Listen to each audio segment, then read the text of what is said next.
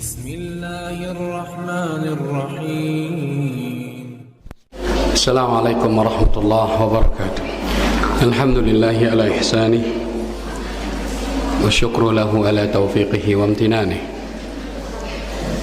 أشهد أن لا إله إلا الله تعظيما لشأنه، وأشهد أن محمدا عبده ورسوله صلى الله عليه وسلم الداعي إلى رضوانه. صلوات الله ربي عليه وعلى آله وأصحابه ومن سار على نهجه إلى يوم لقائه. أما بعد، فإن أصدق الحديث كتاب الله، وخير الهدى هدى نبينا محمد صلى الله عليه وسلم، وشر الأمور محدثاته، فإن كل محدثة بدعة، وكل بدعة ضلالة، وكل ضلالة في النار. Anak-anak sekalian, alhamdulillah, malam hari ini Allah Subhanahu wa taala kembali mempertemukan kita dalam rangka mempelajari agama Allah Subhanahu wa taala. Semoga apa yang kita pelajari pada malam hari ini bisa menjadi bekal kita menuju surganya Allah Subhanahu wa taala.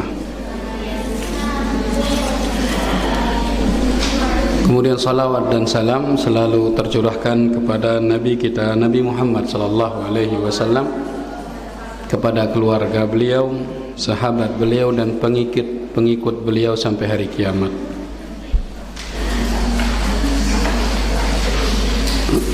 Kita masih dalam pembahasan bab birrul walid al-musyrik, berbakti kepada orang tua yang musyrik. Dan malam hari ini insyaallah biiznillah taala kita akan membahas hadis dari Abdullah bin Umar radhiyallahu taala anhuma.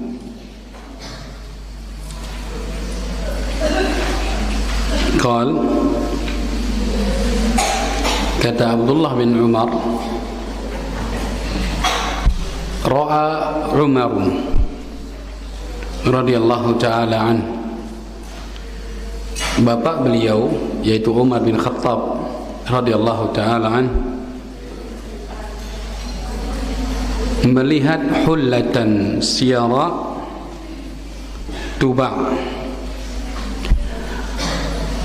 Umar bin Khattab melihat hullah. Hullah itu adalah pakaian dari Yaman, terbuat dari sutra, atau sebagian besar bahannya terbuat dari sutra. Dan hullah ini pakaian yang satu pasang dia, satu di bawah, satu di atas. Itu namanya hullah. Bahannya apa? Sutra, atau sebagian besar bahannya sutra. Dan terkadang hullah ini, pakaian ini memiliki bordiran.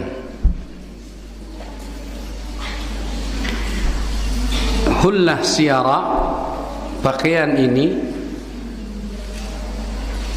di pinggir-pinggirnya dijahitkan kulit untuk kuat. Intinya anak-anak sekalian, pakaian hullah ini adalah pakaian yang mewah. Umar bin Khattab melihat pakaian hullah ini di depan pintu masjid dijual. Ada yang jual pakaian ini di depan Masjid An-Nabawi saat tersebut. Faqal, ya Rasulullah, ibta' hadhihi falbasha yawmal jumu'ah wa idza ja'aka al-wafud. Ya Rasulullah, Umar mengusulkan, beli hullah ini, maka engkau pakai dia di hari Jumat. pakai dia di hari Jumat, atau pakai dia kalau datang yang namanya utusan-utusan dari raja-raja, ada tamu istimewa, pakai dia hullah ini ya Rasulullah.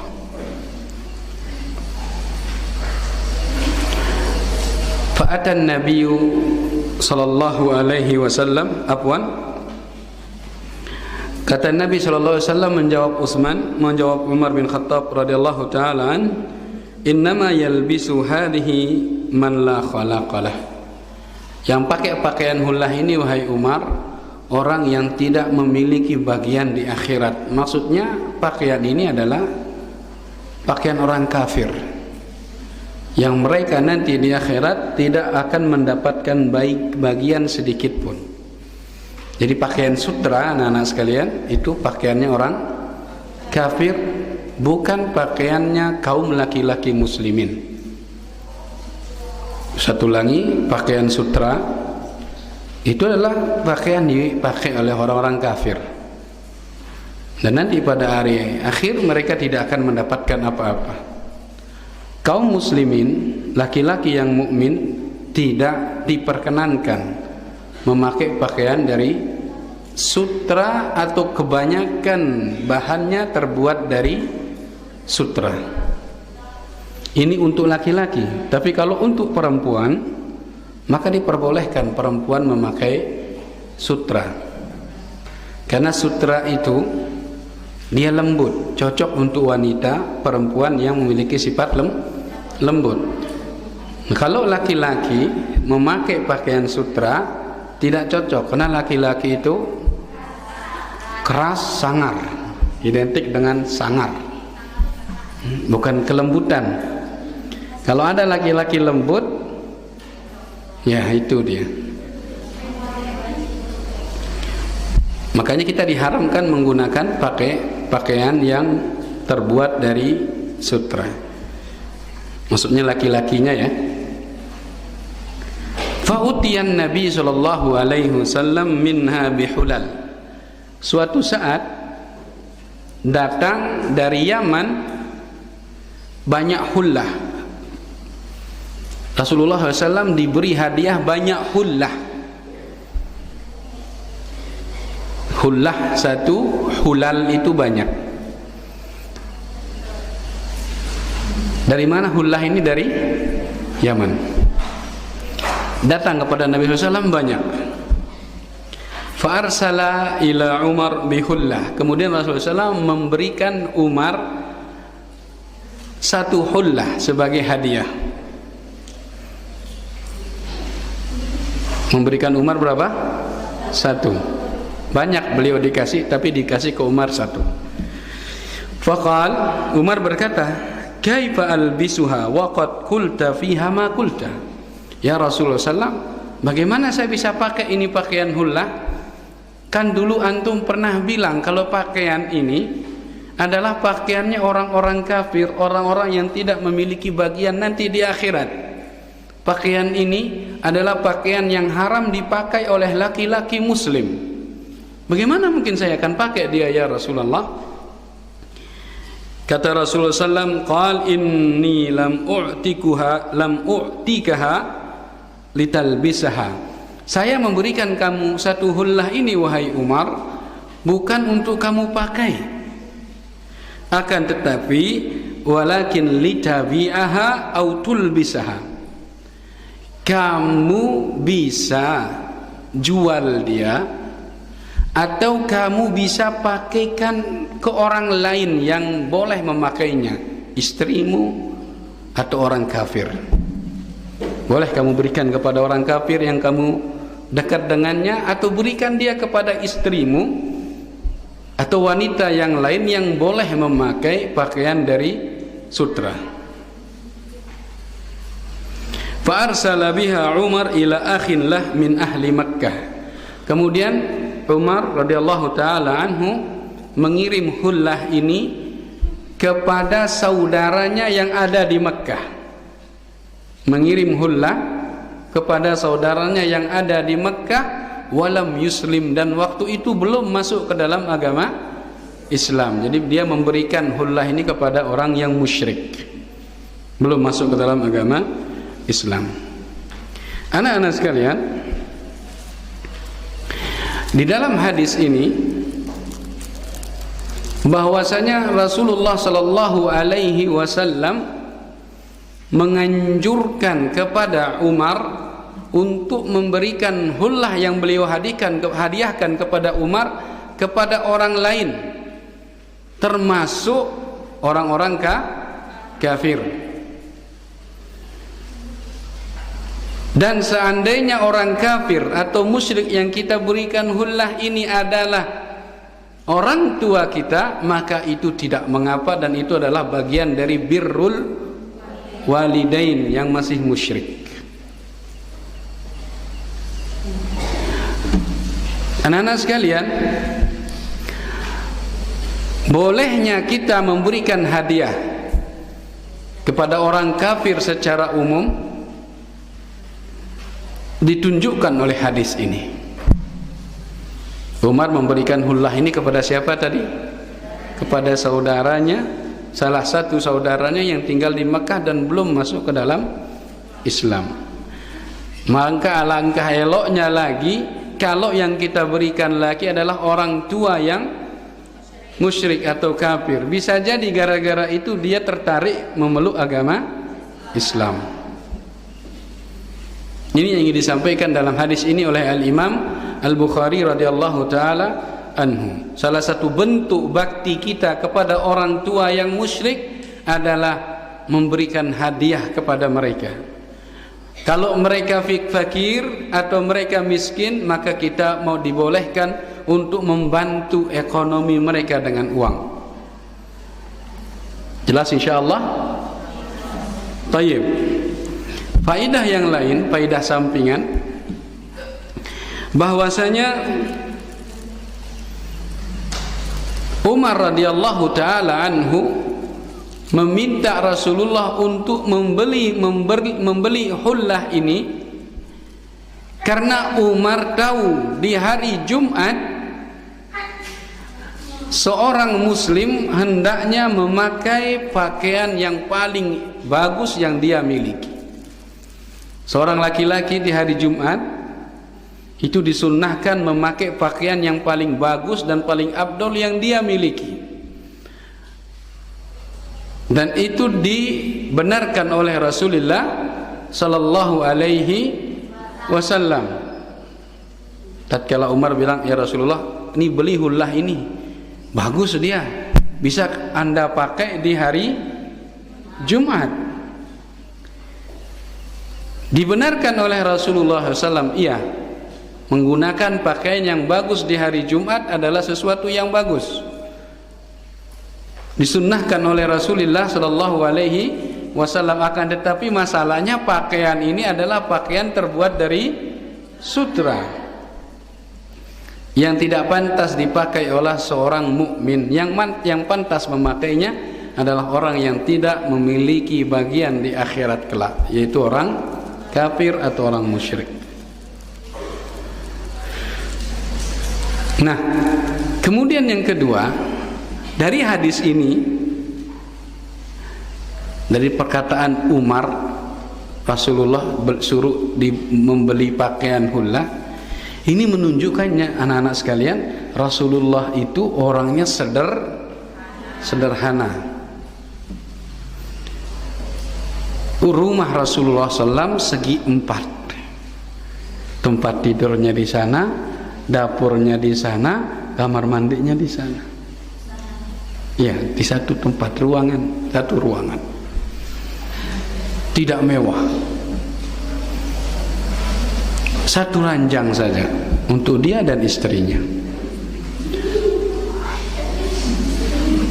Pakaian beliau tidak mewah. Makanya Umar mengatakan, "Ya Rasulullah, beli baju si bagus ini, hullah ini, beli dia. Nanti kalau hari Jumat bisa Anda pakai. Bagus. Tatkala ada tamu, bisa juga Anda pakai." Yang ingin disampaikan di sini adalah bahwasanya pakaian Rasulullah itu biasa-biasa saja, tidak wah, tidak mewah. Dan ini seharusnya yang dilakukan seorang mukmin, biasa saja. Jangan terlalu wah, jangan terlalu wah kelihatan miskinnya. Biasa-biasa saja anak-anak sekalian. Sesuaikan dengan kemampuan kita masing-masing. Kalau kita atau orang tua kita mampu membeli pakaian 200, 300, alhamdulillah. Jangan paksakan orang tua untuk beli pakaian 700, 1 juta. Jangan paksakan. Hiduplah sederhana. Jangan mewahnya saja. Jangan cari kemewahan, akan tapi cocokkan dengan keadaan keuangan kita. Para sahabat, pakaian mereka tidak mewah-mewah. Pakaian mereka kucal, lusuh, robek, tambalan di sana sini. Akan tetapi apakah itu mengurangi derajat mereka di sisi Allah Subhanahu wa taala? Kalla wa hasya. Tidak sama sekali anak sekalian. Dengan pakaian yang mereka miliki seadanya, mereka mulia di sisi Allah Subhanahu wa taala. Karena Allah Subhanahu wa taala tidak pernah melihat pakaian yang kita pakai. Allah Subhanahu wa taala tidak pernah melihat emas yang kita miliki di jari ini. Perempuan biasa suka emas. Allah tidak lihat itu. Allah Subhanahu wa taala tidak pernah melihat wajah kalian. Putihkah? Hitamkah? Coklat, mancung, pesek, maniskah, pahitkah? Bukan itu yang dilihat. Akan tetapi yang dilihat oleh Allah Subhanahu wa taala adalah hati dan amal perbuatan. Hati, di sana ada akhlak, ada adab, ada kedekatan kepada Allah Subhanahu wa taala. Jadi jadikan fokus kalian akhlak, ibadah, perbuatan dan hati kita. Jangan fokus ke penampilan. Makanya catatan anak sekalian, jadi mukminah, jadi seorang muslimah, jangan sampai salah fokus. Yang diperbagus hanya casingnya saja, softwarenya rusak.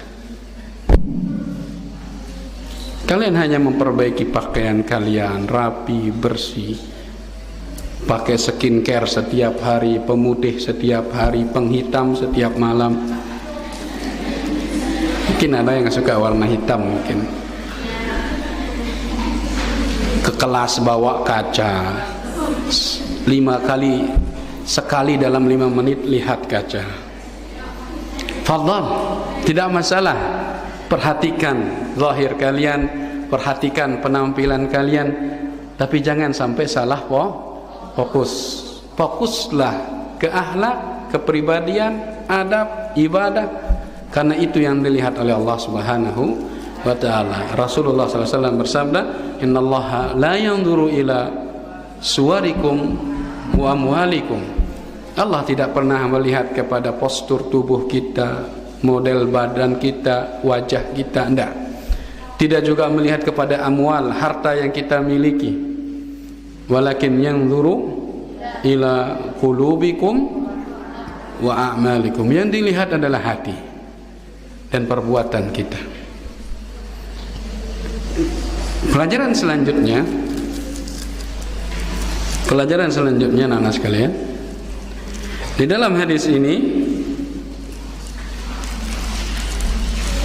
ada hukum memakai pakaian dari sutra. Kalau kita belajar hukum fikih, pakaian dari sutra ini diharamkan bagi rijali ummah, Nabi Muhammad sallallahu alaihi wasallam. Laki-laki dari umat Nabi Muhammad, mukmin atau muslim, tidak diperkenankan, diharamkan bagi mereka memakai pakaian dari sutra. Adapun wanita muslimah, karena sutra itu lembut, cocok dengan kepribadian seorang muslimah yang lembut, maka diperkenankan mereka memakai pakaian dari sutra. Boleh perempuan pakai sutra. Adapun laki-laki dari mukmin tidak diperkenankan memakai dari sutra ini. Namun anak-anak sekalian, kalau ada penyakit kulit yang kalau bersentuhan dengan pakaian-pakaian tertentu akan bertambah sakitnya, tapi kalau bersentuhan dengan sutra dia mungkin tidak akan parah, maka diperbolehkan saat tersebut laki-laki mukmin memakai pakaian dari sutra karena keadaan penyakit kulit yang dia miliki. Tapi pada dasarnya diharamkan bagi mukmin atau muslim memakai pakaian dari sutra, karena sutra ini pakaian kita di surga kelak. Pakaian kita di surga kelak. Orang kafir pakai sutra silahkan, karena mereka di akhirat tidak akan mendapatkan apa-apa. Tapi mukmin, pakaian mereka di surga nanti adalah sutra. Di dunia tidak diperkenankan. Makanya barang siapa yang memakai sutra di dunia, maka di akhirat tidak akan diberi nikmatnya memakai sutra di akhirat kelak. Ada sebuah kaidah fiqhiyah yang perlu antum catat. Man istajala bi syai'in qabla awanihi hurrima min husulihi. Barang siapa yang tergesa-gesa mengambil sesuatu bukan pada waktunya, maka pada saat dia berhak menerimanya dia tidak akan mendapatkannya. Paham? Paham? Barang siapa yang tergesa-gesa mengambil sesuatu bukan pada waktunya, dia ngambil bukan pada waktunya, terburu-buru dia ngambil. Dia maunya sekarang, padahal bukan waktunya sekarang untuk dia ambil. Maka nanti tatkala waktunya dia akan mendapatkan, dia akan diharamkan untuk menikmatinya. Jelas ini? Sutra adalah pakaian mukmin dan muslim kapan? Nanti di surga. Saya ulangi, sutra pakaian mukmin dan muslim di mana? Di surga. Kita tidak membicarakan muslimah ya, jelas kalau muslimah boleh di dunia. Kita membicarakan muslim dan mukmin. Pakaian mereka di surga adalah sutra nantinya. Di dunia mereka tidak boleh. Kalau kita sekarang memakainya, tergesa-gesa kita ambil nikmat tersebut, maka nanti di akhirat kita akan diharamkan dari nikmat tersebut. Begitupun yang lainnya sama jamaah anak-anak sekalian. Tatkala nikmat hubungan antara lawan jenis, hubungan tali ikatan antara lawan jenis, kalian paksakan ambil sebelum waktunya, maka kalian akan dijauhkan dari Allah untuk menikmati tali hubungan tersebut pada waktunya. Orang yang menghalalkan pacaran, orang yang menghalalkan hubungan sebelum nikah, dia memiliki hubungan, tali ikatan hubungan dengan laki-laki lain, pacaran sebelum nikah, akan diharamkan oleh Allah Subhanahu wa taala mendapatkan nikmat pacaran tersebut tatkala mereka menikah. Maka tunggulah dia pada waktunya, jangan paksakan diri untuk segera mengambilnya. Jelas?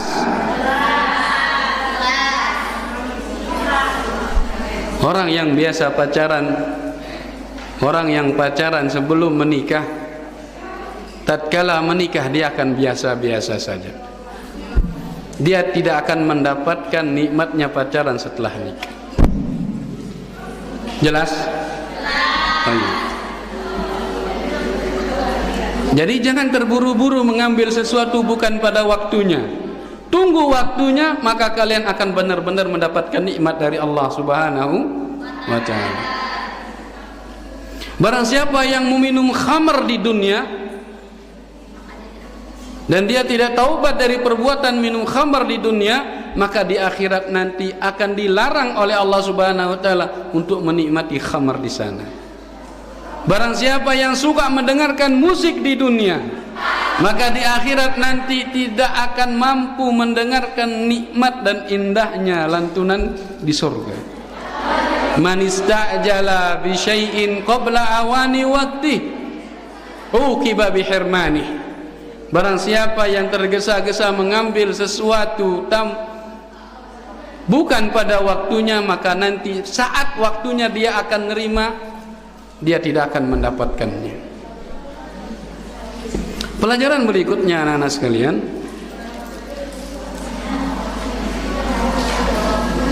bolehnya seseorang itu memberikan usulan kepada orang yang lebih tinggi derajat sosialnya.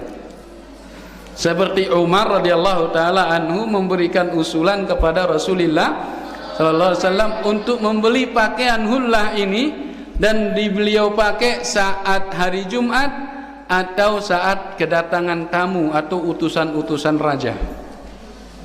Jadi boleh kita mengusulkan kepada yang lebih tinggi. Dibolehkan dalam Islam. Kalian mengusulkan sesuatu kepada ustadz, silahkan.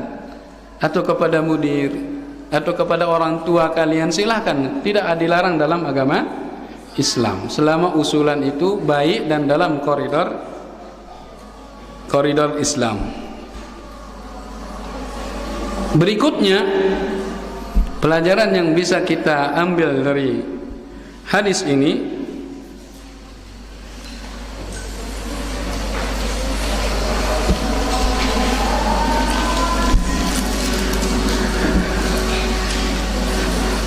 bolehnya kita memberikan hadiah kepada orang yang musyrik atau orang kafir.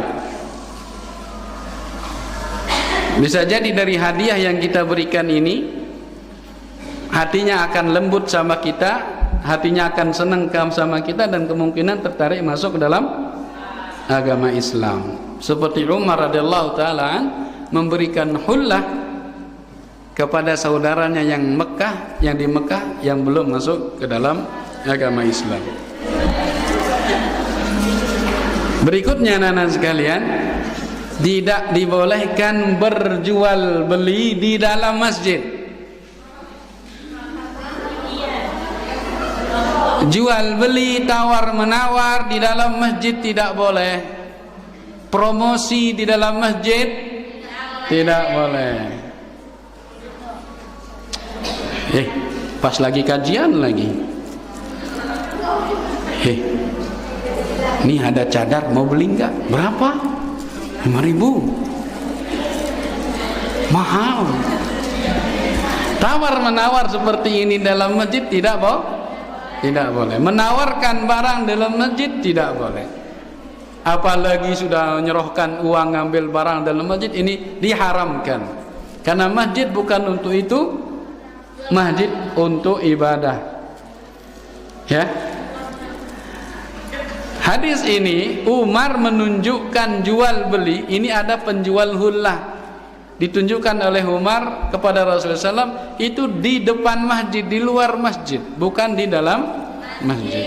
Sebagian ulama mengatakan tidak mengapa berjualan di luar masjid, dibolehkan asalkan tidak mengganggu orang yang sedang beribadah di dalam masjid. Disunnahkan, berikutnya disunnahkan memakai pakaian yang bagus, yang bersih, rapi, indah saat hari Jumat. Dan tatkala menyambut tamu pun kita disunnahkan untuk memakai pakaian yang bersih, rapi. Yang terakhir anak-anak sekalian,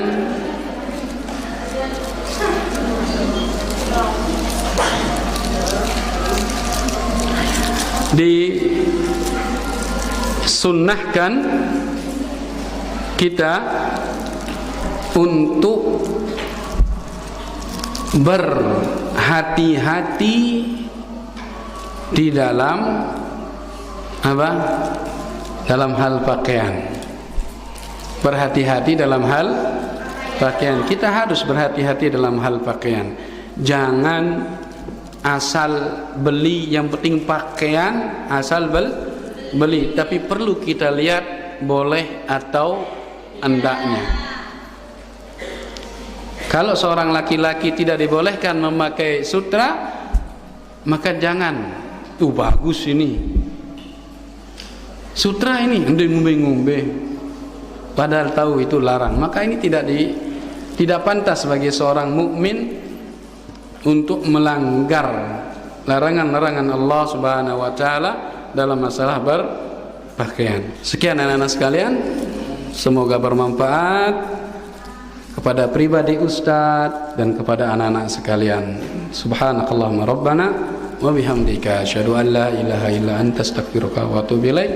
Assalamualaikum warahmatullahi wabarakatuh.